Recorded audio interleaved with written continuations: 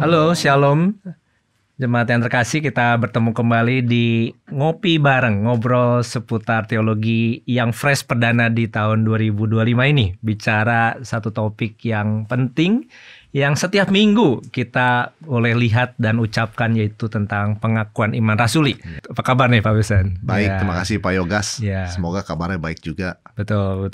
Kita akan langsung masuk bagaimana kita mau memahami tentang pengakuan iman rasuli ini dan dampaknya dalam kehidupan kita sebagai orang percaya. Karena itu, sebelum kita mulai, izinkan kita boleh berdoa terlebih dahulu.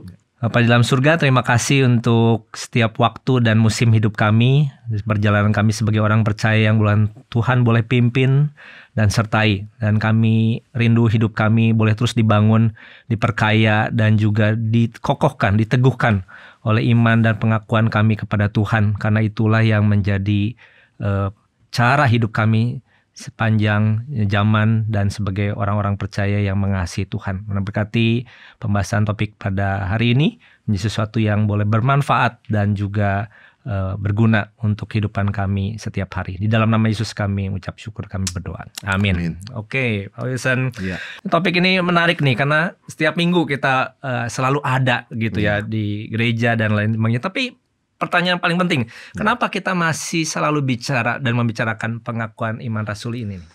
Ya, jadi memang itu pertanyaan yang sangat umum ya Pak Yogas ya. Sesuatu yang sebetulnya banyak jemaat tidak mengerti kenapa harus mengucapkan itu. Seolah-olah menjadi bagian tidak terpisahkan dari ibadah. Fungsi yang paling utama dari pengakuan iman rasuli sebetulnya seperti sebuah map lah, GPS. Jadi ya karena Alkitab firman Tuhan yang sangat jelas, tetapi banyak ya, seperti kita masuk ke hutan itu ada begitu banyak macam pohon. Betapa indahnya kalau kita itu bisa melihat petanya, utara mana, barat mana, timur dan selatan mana. Nah sebetulnya pengakuan iman rasuli berfungsi sebagai peta, sebagai map ya, sehingga kita bisa mengapresiasi pohon-pohon di dalam hutan itu, namun tidak kehilangan gambaran hutan secara keseluruhan. Jadi kita bisa menjawab dengan cepat, dengan to the point begitu ya. Apa sih iman Kristen? Apa yang kita percaya? Nah itu sebabnya dikatakan aku percaya Allah Bapa yang Maha Kuasa dan sebagainya. Jadi itu sebagai peta iman sebetulnya. Ya, menarik sekali. Wah, saya dapat ilustrasi menarik nih tentang peta ini ya. Masuk dan ke dalam hutan yang seringkali kita bingung gitu kan. Bisa tersesat di dalamnya gitu. Betul. Tapi kalau kita melihat arah tujuan dan keindahannya itu menjadi sesuatu yang menghidupkan ya begitu ya. Iya, benar. Tapi belakangan kita melihat bagaimana pengakuan iman rasuli ini seakan-akan hanya dipakai seperti sebuah cap gitu ya. Iya. Kalau nggak ada ini jadi gereja yang kayaknya nggak benar nih begitu. Kalau ada udah pasti ini gereja yang benar. Iya. Nah ini gimana nih menurut pandangan Pak Wilson? Ya memang kalau pengakuan iman rasuli hanya dianggap sebagai simbol atau sebagai tanda yang membedakan. Oh ini gereja yang sehat, gereja yang baik, yang ini enggak. Saya kira itu sangat-sangat permukaan sekali ya. Sebenarnya fungsinya lebih kepada kesatuan iman. Jadi begini, Pak Yogas, gereja itu kan ribuan. Saya nggak tahu berapa banyak begitu ya. Bahkan di dalam denominasi yang sama itu banyak sekali macam gereja. Dan orang kan bisa bingung begitu kan. Sebenarnya apa bedanya gereja ini dan apa samanya? Bedanya pasti kelihatan. Cara penyembahannya, lokasinya beda, jenis orangnya. Samanya itu yang susah kan. Nah, pengakuan iman rasuli sebagai standar pengakuan iman itu memberikan suatu sense unity. Jadi meskipun saya itu bukan di kota Jakarta, saya sedang pergi ke luar negeri atau kemana. Tapi ketika saya tahu gereja itu mengadopsi pengakuan iman rasuli, saya boleh merasa tenang sedikit bahwa sebetulnya sama. Meskipun berbeda negara, beda bahasa, tetapi kita sama-sama orang percaya dalam Tuhan. Nah itu saya kira sangat penting sekali peranan pengakuan iman rasuli sebagai kesatuan identitas. Jadi kita satu dalam Kristus, meskipun beda-beda cara kita bergereja, begitu kan. Itu di zaman seperti ini kan sangat membingungkan. Setiap orang merasa ini gereja yang paling nyaman buat dia. Ada gereja juga mempromosikan diri dia begini begitu. Bagaimana kita bisa tahu kita ini satu? Kecuali ya kita punya pengakuan iman yang sama sebagai dalam hal ini pengakuan iman rasuli ya. Jadi bahasa kita juga sama Pak Yogas. Karena ada orang berkata berkat, ada orang berkata rezeki, ada orang. Jadi sebenarnya bahasa apa yang kita adopsi ya? Ada orang mengatakan Allah itu Bapa, ada yang mengatakan Allah itu sahabat. Nah, kalau kita punya pengakuan iman rasuli misalnya, at least kita punya kosakata yang sama. Jadi kalau ngobrol itu meskipun berbeda konteks, beda gereja, beda lokasi, masih connect. ada penghubung ya. Saya tidak bisa bayangkan ya kalau tidak ada pengakuan yang merasuli, kita ngomong pakai bahasa apa dan kosakata apa. Karena di Alkitab itu kan ada begitu banyak kata-kata, dan misalnya kita mendengar suatu ungkapan yang aneh, begitu kan, kita berpikir ini apa ya? Karena itu semacam signal juga sih, Pak Yogas. Jadi pengakuan yang merasuli itu saya kira sesuatu yang sangat penting untuk kesatuan identitas, sekaligus signal ya bahwa kita tuh share common language lah, common words gitu of faith gitu loh. Jadi bahasa iman yang sama lah ya, at least segitu. Menarik nih dua hal ini ya. Jadi seperti tadi identitas ya, seperti paspor, kita kemanapun, wah kita seperti satu keluarga atau warga negara yang sama dari kerajaan Tuhan, kerajaan Allah ya.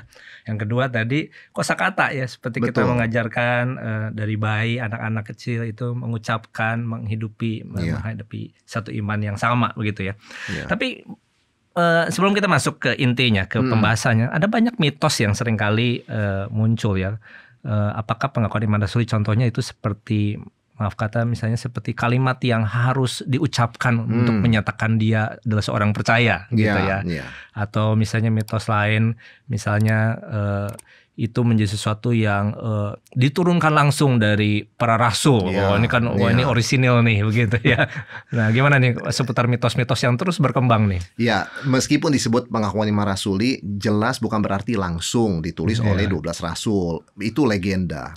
Itu sesuatu yang tidak terbukti secara historis, tapi memang isinya itu mewakili inti ajaran para rasul. Yang memang sudah diajarkan ya sebelum mereka melayani kemana-mana dan akhirnya meninggal begitu ya.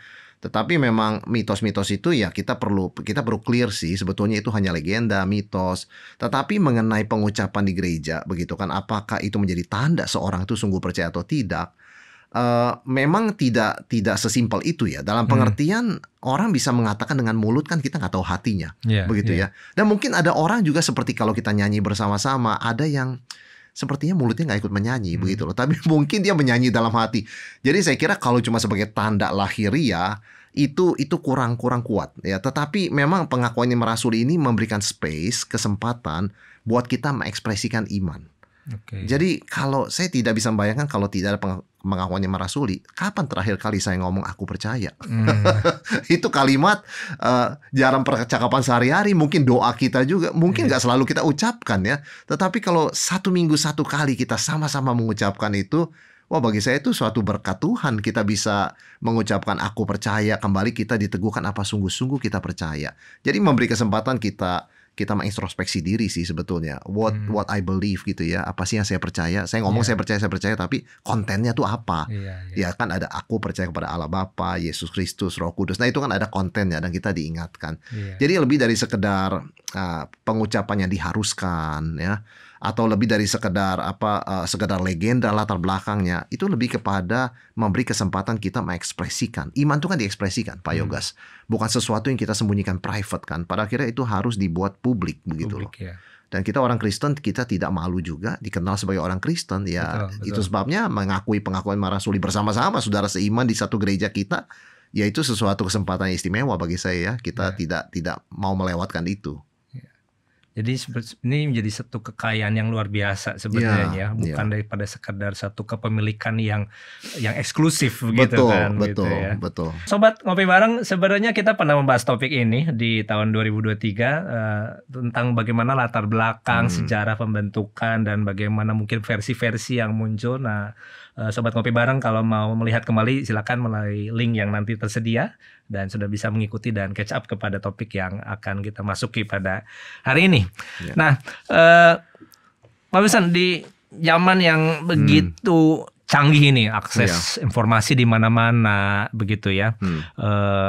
Sedikit mungkin saya pengen bertanya, kenapa ini bisa masuk di dalam sebuah liturgi ibadah? Kenapa nggak cukup dipampang besar misalnya di tembok seperti salib gereja? Apa tuh? Kalau kita perhatikan Pak Yogas, kebiasaan kita dan generasi kita di zaman sekarang yang sangat into medsos dan internet, sesuatu yang instan, kalau cuma dipampang begitu ya, saya pikir ya, berapa sering sih orang akan lihat? Bahkan WA yang dikirimkan ke kita, jujur kita ngomong, kita nggak selalu baca kok. Kebanyakan ya.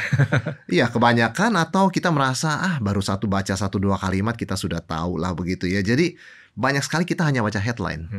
Kita ini kan di dalam dunia hanya baca headline, tidak baca konten. Itu sebabnya banyak orang salah mengerti berita atau bahkan menyebarkan hoax tanpa sadar. Dia bukan sengaja, karena dia pikir judulnya memang kan sebenarnya clickbait ya, seperti itu ya.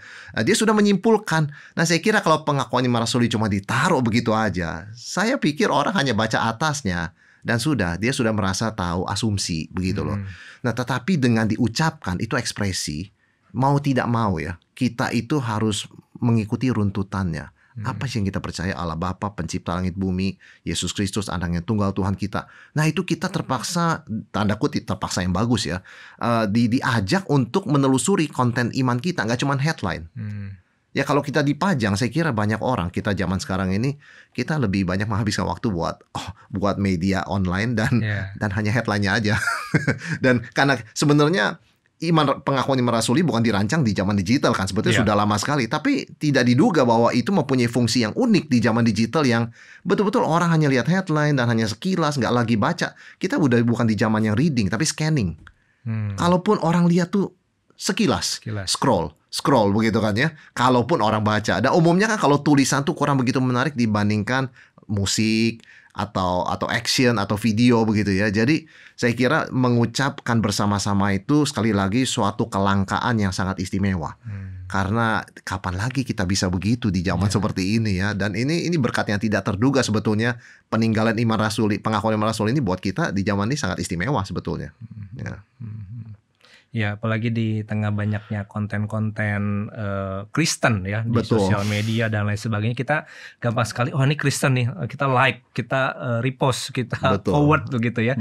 Tanpa sadar sebenarnya apa yang sebenarnya kita akui, percayai. Makanya tadi pembuka yang menarik adalah sebenarnya siapa atau apa yang sebenarnya kita percayai begitu ya. Nah, kalau kita masuk ke dalam inti daripada pengajaran iman Kristen yang ada di dalam pengakuan iman rasuli yang hari ini gereja sudah pakai, Pak Wilson. Kira-kira sebenarnya ada nggak pembagian atau frame cara kita memahaminya secara awal terlebih dahulu? Apakah ada formulasi bagi 3 bagian karena mungkin ini bicara Allah Tritunggal dan lain sebagainya begitu? Ya, jadi memang semua pengakuan iman, umumnya semua pengakuan iman gereja mula-mula, Pak Yogas, itu distrukturkan berdasarkan Allah Tritunggal. Jadi itu yang memang keunikan iman Kristen adalah Allah kita Allah Tritunggal. Itu sebabnya pengakuan iman rasuli dibuat strukturnya aku percaya kepada Allah Bapa, Allah Anak, Allah Roh Kudus, begitu kan. Pengakuan iman selanjutnya juga seperti itu, Nisea dan sebagainya.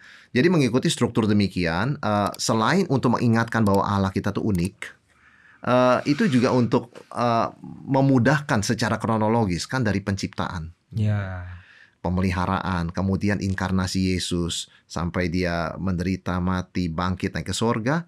Lalu Roh Kudus diberikan pada hari Pentakosta dan gereja lahir sampai kesudahan zaman. Jadi selain Tritunggal juga ada sejarah keselamatan dari creation sampai consummation istilahnya, sampai hidup kekal begitu ya. Jadi sebenarnya komplit gitu secara tema keunikan Allah kita dan secara waktu sejarah. Jadi sebenarnya ketika orang mengikuti pengakuan iman rasuli, dia bisa merasakan bahwa Tuhan itu yang memulai, Tuhan juga akan menyelesaikan. Ada satu kesan rasa aman bahwa Tuhan tuh mengontrol sejarah. Bahwa Allah Tritunggal aktif bekerja dan apa yang Allah Tritunggal lakukan pasti berhasil. Itu kan salah satu hal yang pengharapan yang kita punya sebagai orang Kristen di tengah dunia yang tidak pasti ini ya. Nah, pengakuan yang rasuli ketika kita ucapkan dari awal sampai akhir itu memberikan suatu arah, kepastian dan rasa aman yang sebenarnya kita nggak temukan dari apapun di dunia ini ya. Jadi saya kira ini sesuatu yang sangat penting, bagaimana kita memahami pengakuan iman rasuli distrukturkan secara Tritunggal dan juga bergerak dari penciptaan sampai hidup yang kekal.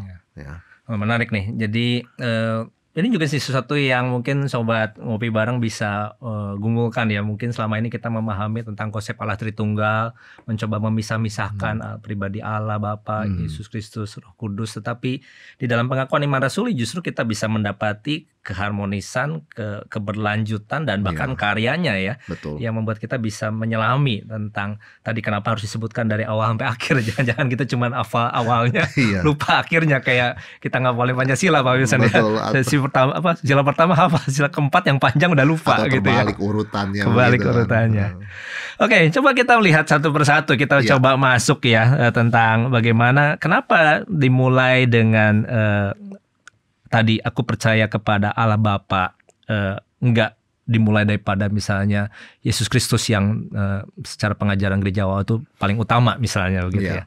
Ya memang di dalam Tritunggal itu ketiga pribadi kan sama dalam kemuliaannya. Mereka sama-sama Allah. Tetapi kita bilang secara ontologi, kalau bahasa teologi secara naturnya ya. Tapi secara ini kata yang unik, ekonomi.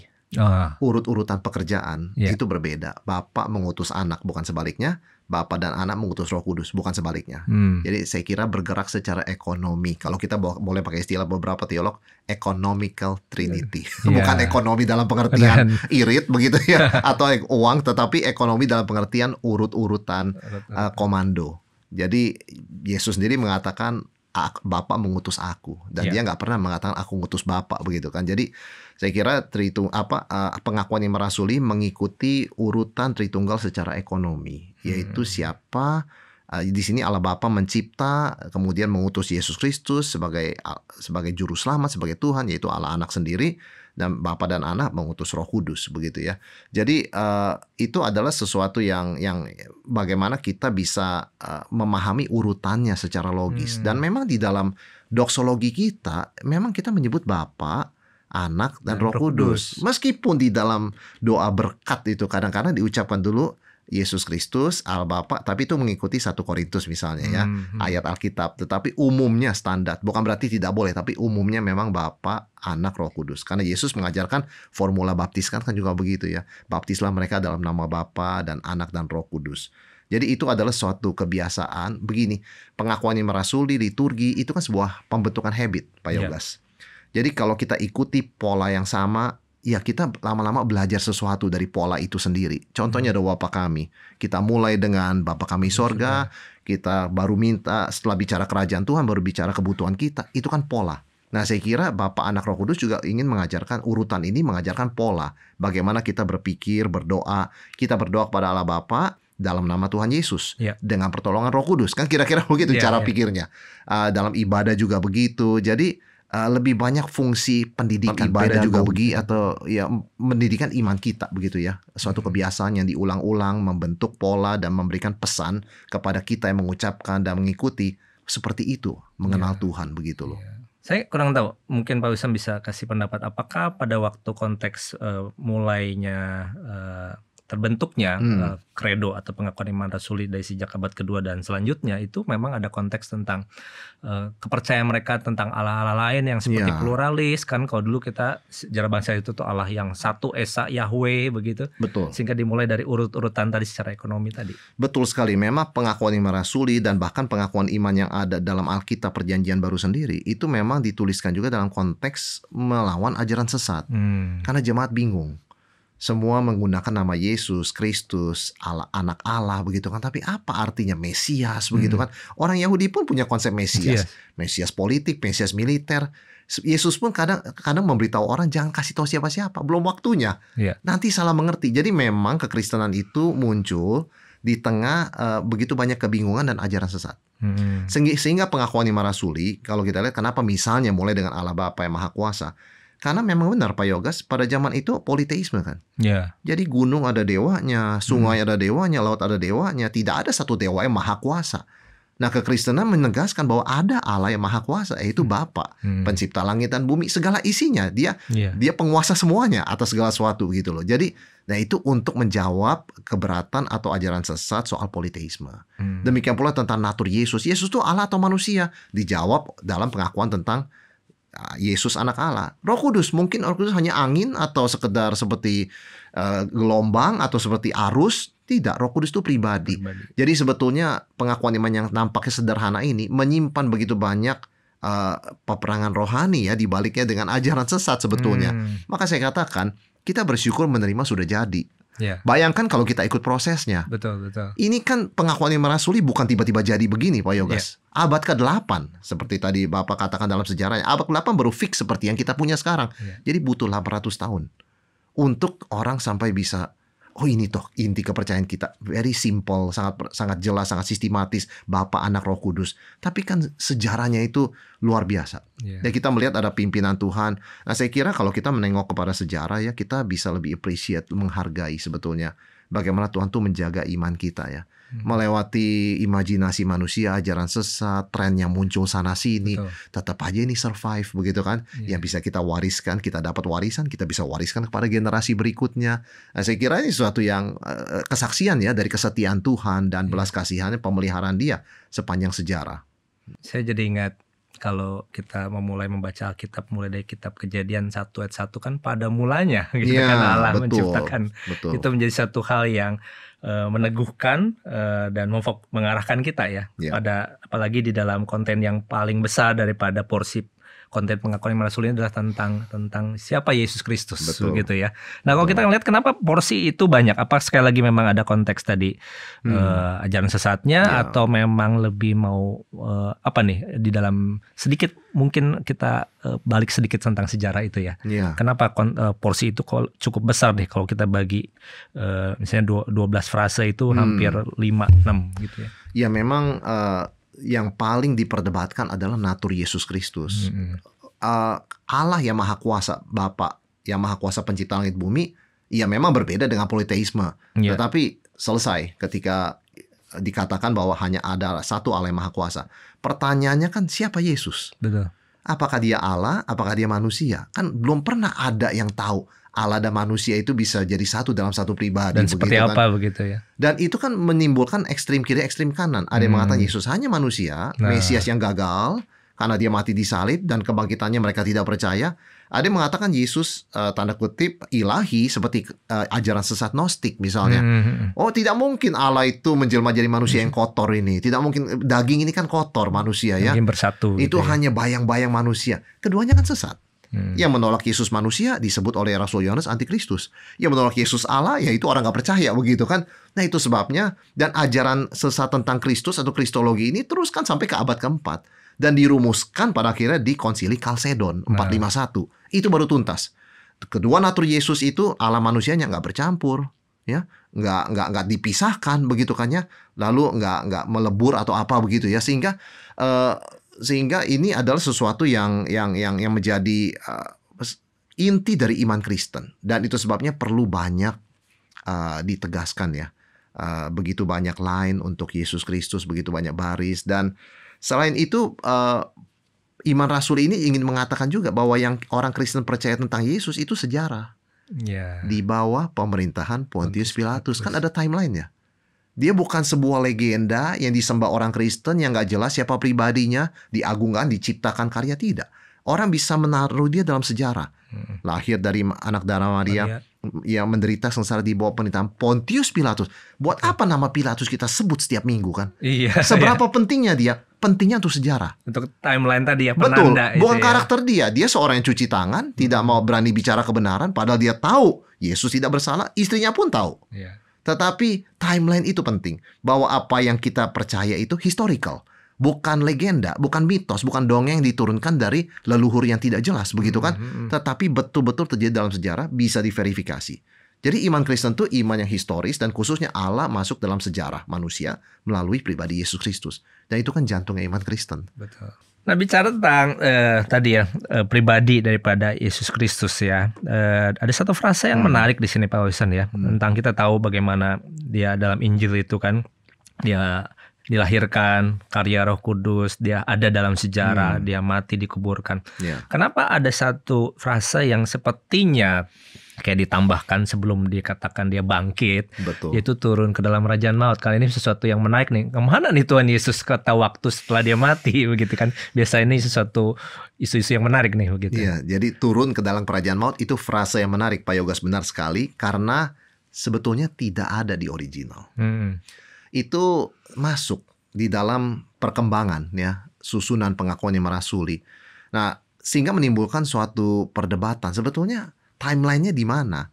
Nah, saya secara pribadi berdasarkan apa yang saya pelajari dan apa yang saya percaya Alkitab katakan, turun ke dalam kerajaan maut menunjuk kepada momen dari Getsemani sampai momen disalib di mana Yesus berkata, "Allahku, Allahku, mengapa engkau meninggalkan aku?" Bagi saya tidak ada yang lebih maut daripada itu, terpisah dari Allah.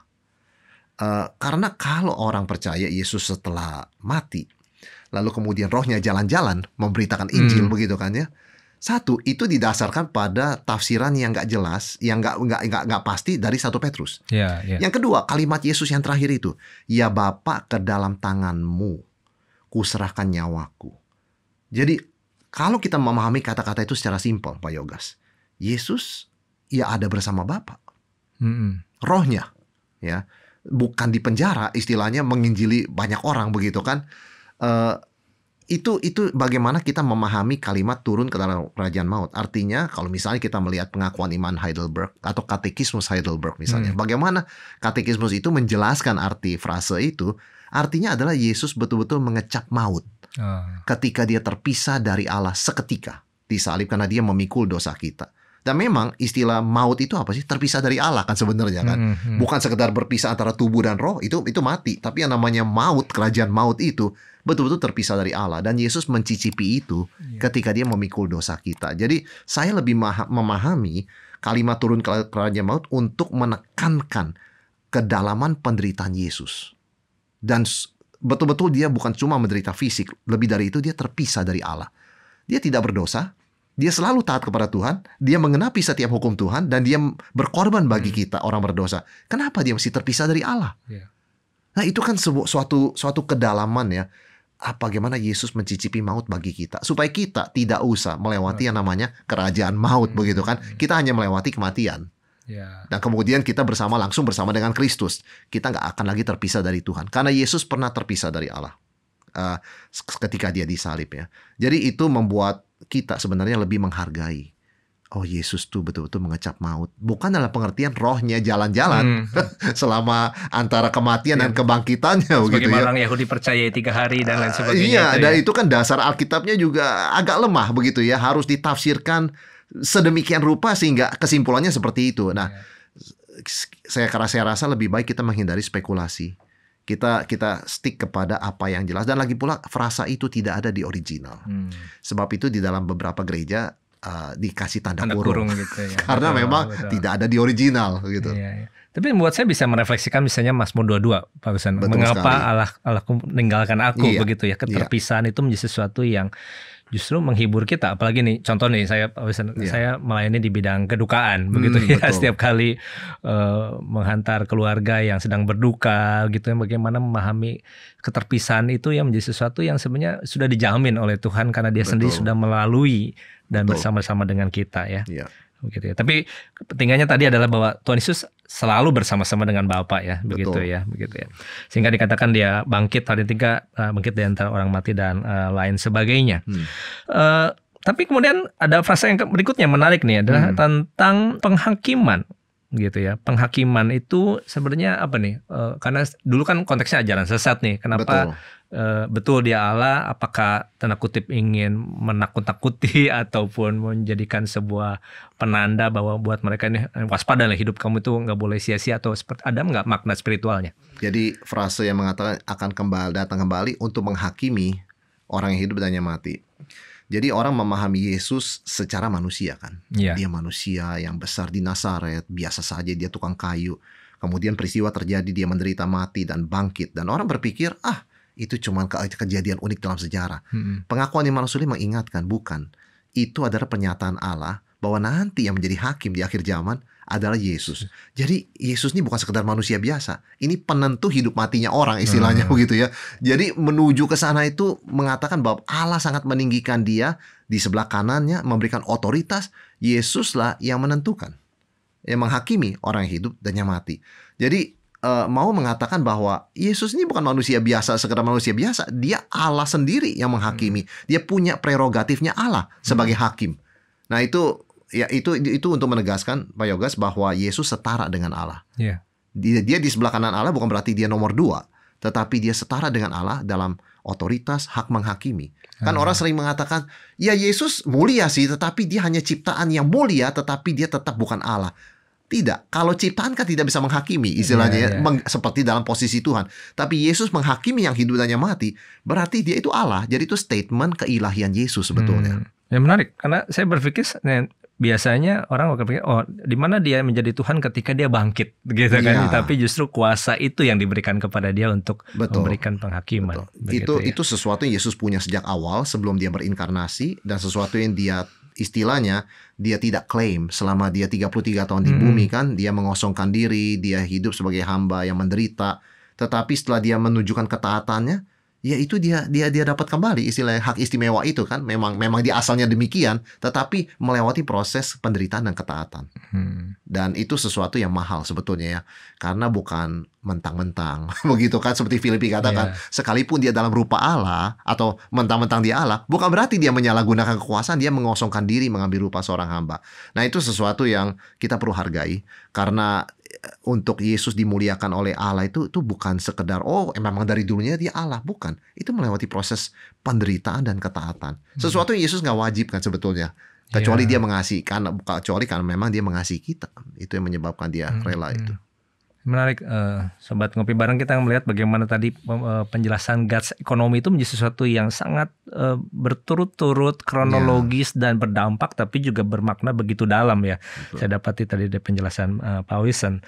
Dan kita masuk ke bagian yang biasanya di bagian ketiga, yaitu tentang kepercayaan kita kepada karya Roh Kudus, begitu ya. Betul bahwa gereja itu dibangun dari sejarah dan juga bagaimana pekerjaan Roh Kudus ya di dalam gereja mula-mula. Dan mulailah gereja itu bertumbuh, bertambah banyak, sehingga apakah dalam pemahaman itu pengucapan tentang kepercayaan kepada Roh Kudus itu bisa dikaitkan kepada gereja yang kudus dan am, seperti itu? Iya, itu benar sekali Pak Yogas. Ada hubungannya. Aku percaya kepada Roh Kudus. Statement itu menghubungkan yang sebelumnya dan sesudahnya. Dalam pengertian, bagaimana karya Yesus disalib sampai kepada kita, yaitu melalui pekerjaan Roh Kudus. Karena apa yang Yesus lakukan itu perlu diaplikasikan kepada individu-individu yang akhirnya jadi orang percaya, jadi gereja. Nah, peran kunci siapa? Peran kunci Roh Kudus. Ya memang sudah dijanjikan di dalam perjanjian lama, aku akan mencurahkan Rohku, begitu kan? Itu sesuatu yang sudah diplan oleh Tuhan, bukan sesuatu kecelakaan dalam sejarah. Jadi memang Roh Kudus itu perannya sangat penting menghubungkan Kristus dan kita. Tanpa Roh Kudus, karya Kristus tidak sampai ke kita sebetulnya. Karena kita perlu dilahirkan kembali, jadi ciptaan baru, sehingga kita bisa menerima Injil dan kita mau percaya. Ya, itulah peranan Roh Kudus sangat penting. Jadi kita bisa dipersatukan dengan Kristus tuh oleh karya Roh Kudus. Dan segala manfaat yang Yesus lakukan di salib itu bisa bermanfaat bagi kita kalau diaplikasikan oleh Roh Kudus. Karena itu kita melihat sebelum Roh Kudus turun itu sangat terbatas kan. Tetapi setelah Roh Kudus turun, Injil diberitakan dan betul-betul karya Yesus diaplikasikan secara universal. Di mana setiap orang yang percaya dosanya dibasuh. Kemudian mereka menjadi anak-anak Tuhan dan mereka diselamatkan, mereka hidup juga sebagai saksi Kristus. Jadi peran Roh Kudus tidak bisa dikecilkan meskipun dia disebutkan urutan yang ketiga. Nah, ini yang orang seringkali salah. Karena Roh Kudus disebutkan paling belakang, karena itu dia tidak penting dibandingkan Bapa dan Anak, sama sekali tidak. Yesus mengatakan, justru aku mengajarkan sesuatu padamu, tapi Roh Kudus yang akan datang setelah aku akan mengingatkan kamu dan mengajarkan kepada kamu. Ya, jadi justru peran Roh Kudus itu penting untuk mensil, memeteraikan dan mengaplikasikan apa yang Yesus ajarkan dan lakukan. Jadi sebagai orang Kristen kita tidak bisa meremehkan peranan Roh Kudus dalam hidup sehari-hari, apalagi sebagai gereja. Dan itu koneksi yang tadi Pak Yogas tanyakan kepada gereja. Betul sekali, dengan turunnya Roh Kudus, kata-kata Yesus, aku akan mendirikan gerejaku, itu jadi kenyataan. 3.000 orang dibaptis dan menjadi percaya. Itu gereja mula-mula, begitu kan. Dan di situ Roh Kudus bekerja terus dan Injil disebarkan dan gereja bertumbuh, orang percaya juga bertumbuh secara jumlah, secara kualitas. Dan itu semua pekerjaan Roh Kudus. Iya, betul sekali. Jadi bukan seperti ini apa ya, seperti anak bontot dilupakan begitu. Justru ini yang paling penting ya, dan bisa menyelaraskan seperti itu ya. Sedikit aja ada yang pasti bertanya teman-teman Sobat Ngopi Bareng tentang pemahaman am di sini ya. Apakah itu berkait dengan Katolik dan apakah Katolik yang seperti kita lihat sekarang dalam gereja Katolik? Iya, istilah am ini banyak orang tanya, benar sekali, karena tidak umum kita pakai ya. Am itu kan M dalam bahasa Inggris, jadi orang pikir apa am begitu. Am itu universal. Universal bahasa lamanya atau bahasa lainnya Katolik. Bedanya apa? Bedanya adalah Katolik yang kita kenal sekarang, kita sebutnya Roma Katolik atau Katolik Roma. ya. Sedangkan yang dimaksud oleh Katolik atau universal di dalam kata-kata itu maksudnya ya gereja yang gereja yang benar yang percaya pada Yesus segala abad begitu loh. Bukan satu denominasi tertentu. Jadi semua gereja yang mengaku Yesus adalah anak Allah, Tuhan dan Juru Selamat itu adalah termasuk gereja. Dan itu berlaku di semua tempat. Di semua tempat. Jadi nggak hanya di Israel, bahkan di luar Israel. Karena waktu dulu orang kan sering berpikir kan yang namanya orang Kristen itu kan awalnya Yahudi. Ketika Injil sampai kepada non-Yahudi timbul perbantahan. Apakah mereka harus disunat? Apakah mereka harus menjalankan hukum Taurat? Dan sebagainya kan. Paulus menegaskan tidak.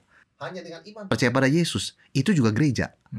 Jadi gereja di luar Yerusalem tidak lebih rendah daripada gereja original di Yerusalem. Gitu loh. Jadi itu memberikan sense bahwa Yesus kan berkata, kalau Roh Kudus turun, kamu terima kuasa, kamu jadi saksiku.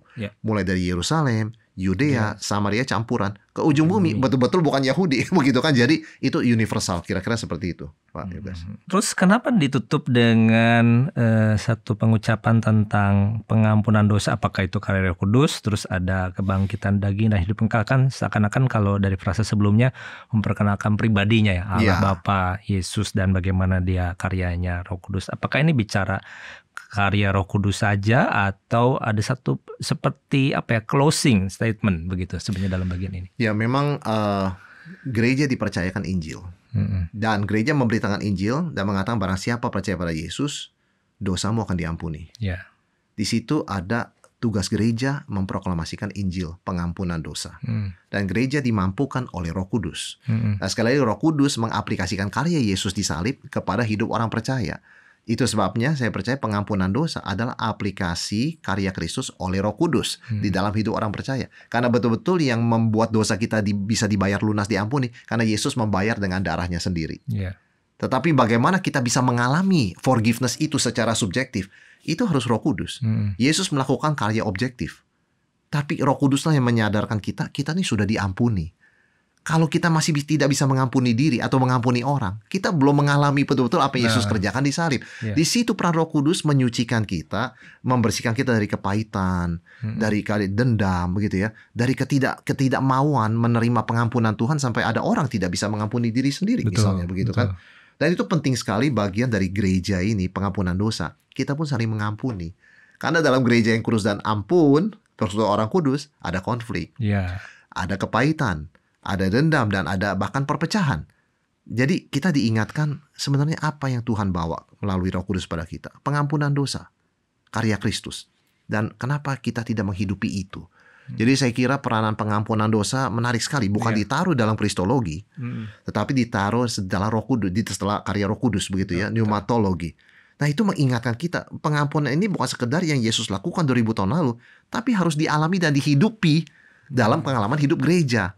Karena jujur di banyak sekali kita dengar di banyak gereja kurang pengampunan kan. Bahkan di antara orang Kristen pada bicaranya kasih gitu betul sekali. Dan tanda utama kita kata Yesus, dunia tahu kamu muridku kalau kamu saling mengasihi. Kamu saling mengasihi. Nggak usah bicara mengasihi orang luar. Di antara kamu ini saling mengasihi. Itu pun seringkali kita gagal. Dan salah satu elemen yang seringkali sulit adalah mengampuni sesama saudara seiman. Seringkali yang menjadi kepahitan banyak orang Kristen bukan orang non-Kristen, tetapi sesama saudara seimannya. Dan itu kan doa kita, dan saya yakin itu doa Tuhan Yesus. Bagaimana kita betul-betul jadi satu dalam Kristus gitu loh. At least dalam satu gereja yang sama. Betul. Karena saya pikir di dalam banyak kepercayaan Allah ataupun agama atau yang lain, pengampunan dosa ini dalam iman Kristen menjadi sesuatu yang menarik karena itu karya internal gitu kan. Betul. Allah mengampuni kita dan kita mengampuni, gitu, dipanggil untuk mengampuni sesama. Sehingga kenapa ini jadi satu statement yang penting ya. Betul. Ini membuat kita setiap kali mengucapkan itu mengingatkan kita begitu ya, mengingatkan kita. Nah, kalau kita lanjut dengan bagian akhirnya tentang kebangkitan daging, atau ada beberapa versi juga mengatakan kebangkitan tubuh begitu ya. Ini kenapa nih ada bedanya? Ada 3 versi Pak. Kebangkitan daging, kebangkitan orang mati, sama kebangkitan tubuh. kebangkitan daging itu original mungkin ya terjemahan harafiahnya, tapi ditakutkan, dikhawatirkan istilah daging dalam surat Paulus kan negatif. Natur dosa, jangan turuti keinginan daging. Padahal daging yang dimaksud di sini adalah tubuh. Jadi diganti saja terjemahannya tubuh. Kebangkitan tubuh. Dan ada yang mengatakan maksudnya bukan kebangkitan tubuh, itu kebangkitan orang mati begitu ya. Pokoknya orang yang sudah mati dibangkitkan. Kalau orang yang masih hidup waktu Yesus datang kan diubahkan. Tapi kalau yang sudah mati dibangkitkan. Jadi memang harafiah mungkin terjemahan yang baik adalah kebangkitan tubuh. Artinya apa? Kita percaya setelah mati nggak selesai. Banyak orang berkata zaman sekarang apalagi, ya sudah mati ya sudah. Kita nggak ngutang kredit card lagi, kita nggak ngapa-ngapain. Maksud dia adalah sudah, nggak ada tanggung jawab apa-apa. Tidak. Ada kebangkitan orang mati, ada kebangkitan tubuh, di mana kita harus mempertanggungjawabkan semua yang kita lakukan selama hidup ini. Dan itu sebabnya kita harus hidup dengan hati-hati kan. Kita harus berkata dan bertindak dengan hati-hati. Karena ada akuntabilitas nantinya. Karena kita akan hidup lagi. Banyak orang berpikir sudah mati ya sudah, saya nggak tanggung jawab kan. Dia pikir kalau dia berhutang banyak pada kredit card, dia sudah mati kan tidak ditagih lagi. Iya, untuk kredit card tidak ditagih lagi begitu kan. Tetapi bagaimana dengan hutang kita kepada Tuhan kan begitu ya. Nah itu sesuatu yang orang harus pikirkan. Jadi bagian itu mengingatkan kita. Mati itu bukan the end. Masih ada lanjutannya. Karena itu hiduplah dengan waspada dan hati-hati. Berkata dengan hati-hati, takutlah akan Tuhan, gunakan kesempatan yang ada. Jadi itu membentuk suatu hidup yang berkualitas di hadapan Tuhan. Karena banyak orang berpikir saya akan melampiaskan hawa nafsu saya, toh habis itu mati. YOLO. You only live once. Itu berlawanan spiritnya dengan, dalam pengertian kalau untuk kepuasan daging, berlawanan dengan aku percaya kepada kebangkitan tubuh. Karena kita harus mempertanggungjawabkan pilihan-pilihan yang kita buat dalam hidup ini. Jadi tidak, dalam hidup ini pun Pak Yogas, kita punya pilihan pasti ada konsekuensi. Tapi konsekuensi nggak berhenti dalam hidup ini. Konsekuensi juga untuk kekekalan. Nah karena itu orang harus mikir kan. Orang harus berpikir sebelum berbuat ini, apa konsekuensi di sini, apa konsekuensi jangka panjang kekal begitu loh. Nah itu mengajar kita hidup menjadi orang yang lebih rohani, lebih aware ya akan dimensi spiritual. Karena terus terang dalam hidup sehari-hari, dalam pekerjaan, usaha kita, susah sekali memikirkan hal rohani. Karena yang kita lihat adalah saya mesti survive, saya mesti dapat untung, saya mesti planning. Kadang kita lupa dimensi kekekalan. Pengakuan ini mengingatkan one day akan ada kebangkitan tubuh. Iya. Sobat Ngopi Bareng, ternyata statement pendek itu pun menjadi sesuatu yang berbicara begitu dalam ya. Setiap kali kita minggu, kita melihat hidup kita bukan hanya sedang di dalam dunia, di gereja, besok masuk Senin lagi begitu ya. Tetapi hidup kita adalah hidup yang bahkan kekal adanya begitu ya. Begitu. Apakah ada sedikit penjelasan bagaimana sebenarnya kredo ini atau pengakuan iman rasul itu kenapa ditutup dengan statement akhir ini, hidup yang kekal? Apakah ada versi lain atau apa saya? Iya, memang itu versinya sama ya. Memang penutupnya itu hidup yang kekal itu adalah tujuan Yesus datang memberikan hidup yang kekal, dan itu adalah akhir yang sangat indah bagi semua orang yang percaya. Jadi akhir itu adalah untuk memberikan pengharapan kepada kita yang mengucapkan jangan menyerah. Karena sesulit-sulitnya hidup kita yang sementara ini is just temporary begitu ya. Itu akan berlalu. Tapi kalau kita terus berpegang sampai akhir, kita akan hidup kekal bersama dengan Kristus. Nah itu memberikan pengharapan, kekuatan, sekaligus juga nasihat jangan menyerah. Karena terusan ketika orang menghadapi masalah bertubi-tubi, pada satu titik kita sebagai manusia, kelelahan emosi dan mental, kita bisa berkata saya mau give up. Hidup ini udah gak ada artinya.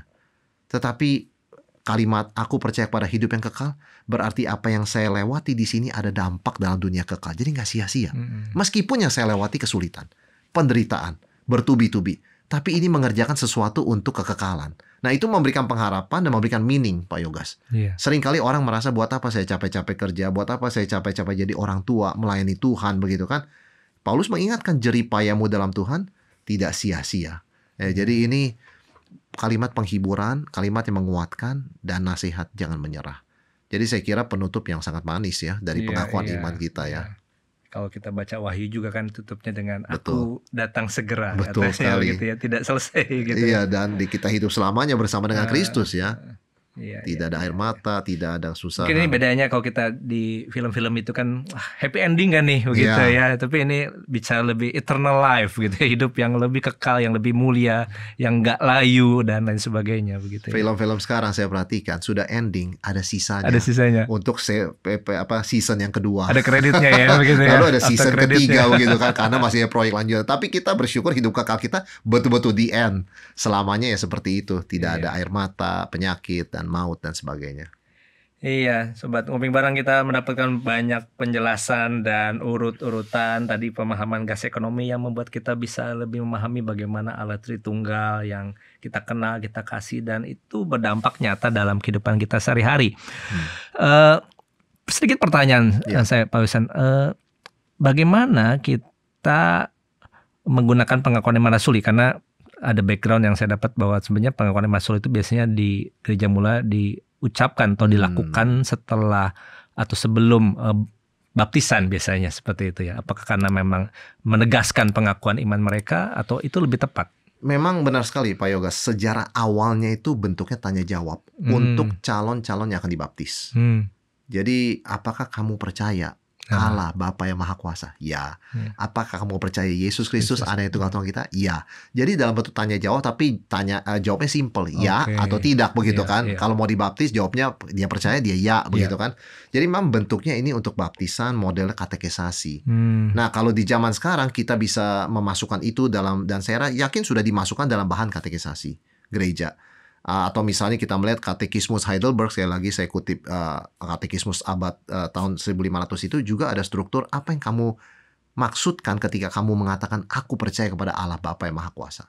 Nah, jadi itu juga satu bentuk tanya jawab ya. Jadi katekisasi pengakuan iman rasuli ini juga bisa sangat praktis kalau kita juga menggunakannya dalam bentuk tanya jawab. Apalagi kita juga bertanya dalam konteks dengan apa yang dunia percaya sekarang. Sangat relevan sebetulnya.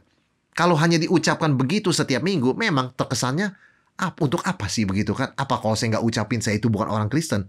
Kan itu kan bukan untuk memisahkan orang, untuk mempersatukan sebetulnya kan. Tetapi kan alangkah indahnya kalau kita bisa membuat format yang lebih interaktif, tanya jawab, seperti originalnya pengakuan iman rasuli begitu kan. Yang lebih interaktif mungkin daripada yang banyak orang mengerti sekarang. Monoton, lebih baik ditiadakan. Sebetulnya kan interaktif awalnya begitu ya. Nah, ini juga berarti bisa bicara kepada gereja atau tata gereja di denominasi manapun, sebenarnya perlu ada satu ruang di mana benar-benar bisa memaknai lebih dalam dengan penggunaan pengakuan iman rasuli, bukan hanya sekedar harus ada di dalam liturgi begitu kan, harus ada dalam sebuah susunan gitu kan. Ya. Nah, itu seringkali sikap-sikap pokoknya harus ada. Nah, saya kira sikap itu nggak cukup. Kita harus lebih dalam. Kita bukan dengan sikap menghakimi atau memaksakan, tapi dengan sikap menarik dan mengundang. Yuk kita pelajari lebih dalam. Sebetulnya apa sih relevansinya buat kita sih setiap kalimat dalam pengakuan iman rasuli ini. Karena ini kan sesuatu yang melampaui zaman, Pak Yogas. Artinya gereja segala abad. Nggak cuma kita gereja sekarang. Gereja dari dulu juga mengucapkannya sama kan. Artinya kita mengakui kesatuan iman dengan jemaat yang sudah di surga sekarang. Begitu kan dengan gereja masa lalu. Dan gereja segala tempat begitu loh. Jadi kenapa kita tidak sama-sama mempelajari toh ini yang kita percaya sama-sama. Jadi warisan, bagaimana gereja mula-mula memahami hal ini. Contohnya, bagi kita mengatakan Yesus Tuhan itu gampang. Kita dilindungi kebebasan beragama, dijamin hak-haknya. Tapi buat gereja mula-mula mengatakan Yesus Tuhan kan berarti mati. Betul. Jadi kalau orang ngomong Yesus Tuhan, kita kembali kepada penghayatan gereja mula-mula. Gak semudah itu ngomong Yesus Tuhan. Itu berarti saya akan dicoret dari warisan, saya akan diusir dari rumah, dan saya akan dipecat dari pekerjaan, rumah saya diambil, keluarga saya diusir, bahkan saya dibunuh. Bagaimana saya mengatakan ketika saya memanggil Tuhan Yesus? Nah, itu kan memberikan kita suatu momen ya. Apakah saya sungguh-sungguh mengerti betapa berharganya ungkapan Yesus adalah Tuhan? Tahu nggak berapa banyak orang Kristen harus mati karena ngomong kalimat itu? Dan saya nggak usah. Saya bisa ngomong dengan mudah Yesus adalah Tuhan, di depan kamera saya bisa ngomong Tuhan Yesus begitu kan. Tapi jangan sampai saya kehilangan pemaknaan dan penghargaan. Betul. Bahwa saya bisa mengenal Yesus sebagai Tuhan yang juru selamat saya. Wah, itu anugerah yang luar biasa. Dan saya masih bisa mengatakan dan membagikan ini. Mari kita siarkan kepada banyak orang. Karena ada momennya dan ada kesempatan begitu kan. Di satu sisi kita melihat ini tidak hanya kita simplify hanya menjadi sesuatu yang harus ada, Betul. tapi juga jangan terlalu dilebihkan sebagai sesuatu yang ini bukan boleh nggak boleh harus jadi lagu atau Betul, bukan, tetapi betul. maknanya tadi ya Iya. kepada kontennya yang menjadi sesuatu sejarah dan kekayaan iman kita begitu. Tapi tadi Pak Wisam menarik nih bicara tentang bahwa sebenarnya di Gereja Mula dipakai untuk sebuah katekisasi ya. Iya. Bisa nggak sebenarnya kita memakai sebenarnya sebagai orang tua dan keluarga Kristen ya, Iya. pengakuan iman rasuli bisa mengajarkan konten iman kepada kita, anak-anak kita sebenarnya ya, secara simpel. Itu kan? yang paling simpel. Mengikuti iman rasuli. Jadi memang kita yang adalah orang tua yang punya anak begitu ya, tinggal bersama dengan kita. Ini adalah bahan yang sangat-sangat relevan sekali dan sangat simpel sebetulnya. Dibandingkan dengan bahan-bahan lain. Iya, Boleh aja pakai bahan-bahan lain tentunya ya. Tapi pengakuan iman rasuli kan paling simpel. Karena mereka pun ketika ada kebaktian gabungan kan mendengarkan. Mereka tidak hanya di sekolah minggu, mungkin mereka belum mengucapkan itu, belum hafal. Tapi kan ada momen di mana mereka gabung Iya, kebaktian. misalnya kebaktian intergenerasi, kebaktian raya. Dan mereka gitu ya. dengar. Tapi kan mereka tidak sempat bertanya. Nah, kalau kita jadikan itu sebagai bahan diskusi kan sangat-sangat baik ya. Ya, ini menarik karena bisa kita terapkan ya, dan Betul. ini tanggung jawab kita kembali sebagai orang tua untuk Jadi memahaminya. pengakuan iman rasuli ini sama sekali tidak teoritis, sangat praktis sebetulnya, iya. sangat simpel. Kan orang seringkali berpikir, itu kan teoritis, abstrak, doktrin. Sebenarnya enggak. Iya. Anak kecil pun diajarkan begini, bisa mengerti dan bisa mengikuti ya. Cuma tergantung cara kita membawakan sebetulnya. Sekarang di zaman yang lebih modern, apalagi postmodern seperti ini, pastinya ajaran-ajaran yang nyesat, sesat ataupun polarisasi tadi tentang kemanusiaan keilahian Kristus selalu ada ya. Iya. Bagaimana seharusnya gereja terus memberikan satu pemahaman buat jemaat melalui konten ini untuk mengingatkan kepada banyaknya tantangan-tantangan ajaran ini. Ya, Karena ini kan nggak bisa terus dibendung, ada aja terus dari zaman ke zaman. Pasti. Bentuknya makin unik-unik gitu ya. Ya, jadi memang seperti saya katakan tadi Pak Yogas, sejarah pengakuan iman sendiri backgroundnya adalah memang pertempuran dengan ajaran sesat, melindungi iman orang percaya. Jadi ya kita harus siap ketika kita percaya sesuatu tentang Yesus, tentang Allah Bapa, yaitu kita siap berhadapan dengan ajaran-ajaran yang salah, yang sesat, yang berbeda begitu loh. Nah, bagaimana kita memaknainya? Manusia sejarah punya kecenderungan, misalnya, saya percaya satu Allah saja. Itu lebih simpel. Ada juga mengatakan nggak mungkin ada satu Allah yang maha kuasa. Setiap tempat pasti ada Allah, ada ilahnya, begitu kan? Itu kan cuma dua ekstrim. Tritunggal ini kan unik, maka saya katakan satu Allah. Kita monotheistic faith, kita iman yang monoteisme. Tapi kita percaya ada 3 pribadi. Dan bahkan di dalam nama Tuhan Elohim dalam bahasa Ibrani, itu kan akhiran plural. Betul. Kenapa di dalam perjanjian lama yang katanya belum kelihatan Tritunggal, kok sudah pakai ungkapan plural? Baiklah kita menjadikan manusia menurut gambar rupa kita. Itu kan memang keunikan Allah yang kita sembah dan percaya, Tritunggal. Itu akan selalu mendapatkan tarikan serangan dari kiri dan kanan, Pak Yogas. Ada orang dari kalangan Kristen akhir-akhir ini bahkan yang mengatakan Yesus bukan Allah. Yesus Tuhan tapi dia bukan Allah. Allah cuma satu. Nah, itu kan membingungkan begitu loh. Sebaliknya ada yang mengatakan, banyak Allah, banyak sorga. Tergantung kamu kepercayaannya apa, nanti sorganya di situ kaflingnya, begitu kan? Nah, pengakuan iman rasuli dengan Tritunggal yang unik ini menjaga iman kita dari dua ekstrem tersebut. Karena mudah sekali manusia ini ke kiri atau ke kanan. Berjalan di tengah kan sulit. Kita menyetir juga tahu kan ya. Gampang sekali kalau kita ngantuk ke kiri atau ke kanan. Tapi untuk di tengah kan kita harus berjaga-jaga terus ya, supaya arahnya itu benar. Betul. Nah, saya kira pengakuan iman rasuli itu penting bukan hanya diucapkan, tapi dari waktu ke waktu tuh diperdalam pengertiannya. Dari kata-kata yang simpel itu. Supaya kita tuh semakin berakar dan tidak ke kiri ke kanan. Sekali lagi imajinasi manusia, Pak Yogas. bisa terseret arus dengan mudah. Dan orang bisa mengatakan, masuk akal juga Allah cuma satu ya. Satu pribadi ya. Iya, buat apa susah-susah Tritunggal? Kita menjelaskan orang gak percaya. Kita juga disuruh menjelaskan, gak bisa juga menjelaskan. Tapi itulah penyataan diri Allah yang dipercayakan pada kita. Memang gak bisa kita pahami 100% dengan akal kita, karena dia adalah Allah begitu loh. Ya. Saya membayangkan pengakuan iman rasul ini seperti kita ada di dalam sebuah kebun atau lahan yang luas, tetapi ini adalah pagar yang betul sekali, seperti melindungi, memberikan kita rasa aman yang tepat begitu ya. Dan implikasinya untuk penyembahan kita, worship kita, implikasinya untuk hidup praktis kita, untuk doa kita doa sama siapa? begitu kan? Ya. Kalau orang tidak percaya Yesus adalah Tuhan, dia nggak usah tutup dalam nama Tuhan Yesus, kok, begitu. Ya kan? Kalau dia tidak percaya, begitu kan? Nah itu kan berimplikasi sangat real kepada ibadah kita, hidup praktis kita, doa kita bahkan, dan pengharapan kita. Kalau kita nggak percaya Yesus adalah Tuhan, ya kita nggak percaya dia akan menjadi hakim, ya di akhir zaman. Jadi, nah itu sangat penting. Ya apalagi sekarang bukan hanya ajaran sesat, tapi ateisme modern, gitu kan, pemahaman tentang sains, rasionalitas dan lain sebagainya akan kita bisa konfrontasi dengan beberapa fakta dan pengakuan iman kita yang berdasarkan sejarah dan lain sebagainya, begitu ya. Ya, jadi seperti ateisme dan hubungannya dengan sains, semakin percaya sains, semakin lihat sains itu benar, semakin orang merasa nggak ada alasan percaya Tuhan. Harus bisa dibuktikan secara ilmiah, begitu kan. Tapi saya lebih melihat ateisme adalah sebagai suatu tanda menyerah. Aduh, Tritunggal susah sekali. Nggak ada itu Allah. jadi orang saking sulitnya memahami dan merasa buat apa susah-susah, tuh ada sains. Jadi ateisme menurut saya adalah suatu sikap menyerah di dalam berusaha menemukan Allah yang sejati itu, yang sudah menyatakan diri kepada kita. Cuman memang tidak bisa dipahami 100%.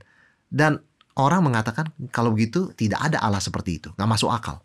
Ini formulasinya tidak masuk akal. Nah itu saya kira ateisme modern adalah suatu keputusasaan di dalam usaha memahami Allah Tritunggal. Tetapi kalau kita dengan hati seperti seorang anak terbuka, Tuhan, aku nggak ngerti apa-apa, nyatakan ke dirimu kepada aku, ajarkan aku siapa engkau, kita pasti bisa menerima dengan iman. Dan sedikit dengan pengertian, kenapa Allah itu Tritunggal. Ya. Tadi kan iman itu kan bukan hanya pemahaman, pengertian, tapi juga sebuah ekspresi, begitu kan ya. Dan apa yang juga kita lakukan menjadi sesuatu dampak yang perlu ada daripadanya. Nah sobat ngopi bareng, kita mendapatkan banyak pembahasan yang begitu reflektif dan mendalam buat saya. Kita bicara tentang identitas kita, ya, dimanapun kita ada sebagai umat Tuhan sepanjang zaman, dan kita bicara tentang kesatuan, bahwa kita tidak terpencar, tetapi di mana gereja manapun kita melihat bagaimana kepada Allah yang sama, pada Yesus Kristus dan karya Roh Kudus. Dan kita juga bicara tadi tentang intisari daripada iman yang kita percayai. Tapi itu menjadi sebuah map ya. Tadi Pak Wilson menjelaskan sebuah peta waktu kita masuk ke dalam hutan dan kita bisa memaknai keindahan, bukan kerumitan justru ya, keindahan dan kekayaan iman kita di dalamnya, yang itu menolong kita bisa terus bertumbuh dari hari ke hari sampai tadi pada waktunya kita memasuki sebuah zaman atau hidup yang kekal bersama dengan Tuhan, gitu ya. Kiranya ini menjadi satu hal yang boleh membangun iman kita bersama-sama, dan saya percaya seri kali ini boleh terus membuat kita semakin bertumbuh dan percaya kepada Tuhan di dalam zaman yang semakin mungkin membingungkan, banyak tiruan tadi ya, dan juga membuat kita semakin kokoh dalam iman kita. Apakah ada closing statement mungkin dari Pak Wilson tentang bagaimana kita menghidupi sekali lagi relevansi pengakuan iman rasuli dalam zaman post-Christian culture seperti ini? Ya, saudara-saudara, gereja yang masih mengucapkan pengakuan iman rasuli itu adalah gereja yang masih diberkati dengan sesuatu yang langka ya, karena di zaman sosial media seperti sekarang, di mana kita bisa diingatkan akan pengakuan yang sangat esensial tentang siapa Allah. Jadi kalau gereja, saya tidak mengatakan harus semua gereja mengucapkan, tapi kalau gereja saudara masih mengucapkan pengakuan iman rasuli, adalah sesuatu yang perlu disyukuri dan dihargai. Memberi kesempatan setiap minggu kepada kita 1, 2 menit, 3 menit untuk mengekspresikan iman kita dengan semakin kesungguhan yang lebih dalam. Nah ini sesuatu yang saya kira kita tidak bisa menganggap ini hanya sekedar bagian dari liturgi yang kita wajib ucapkan. Kalau tidak ucapkan aneh kelihatannya untuk kepada teman di kiri kanan kita. Bukan. Kan aku percaya berarti kita mengucapkan di hadapan Tuhan. Seperti Yesus berkata, menurut orang siapa aku? Menurut kamu siapa aku? Nah itu kan pengakuan iman yang secara pribadi. Jadi iman kita itu ada tanggung jawab pribadi kita kepada Tuhan. Bukan apa yang teman kita lihat, bukan apa yang teman kita ngomong katanya, tapi apa yang kita pahami tentang dan kenal tentang Allah Tritunggal itu sendiri. Wah, terima kasih Pak Wilson untuk penjelasan yang luar biasa. Dan di episode Ngopi Bareng kali ini boleh memberkati kita. Kita akan ketemu lagi di episode selanjutnya. Tuhan memberkati kita.